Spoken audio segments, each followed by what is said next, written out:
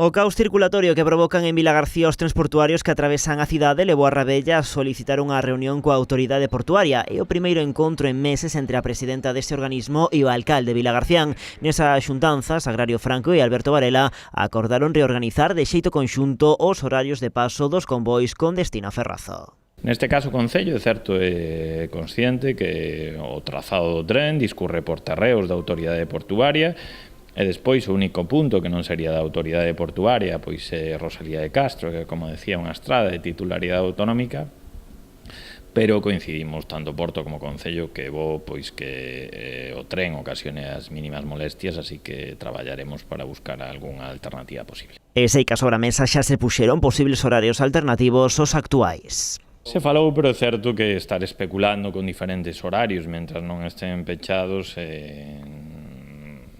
inútil.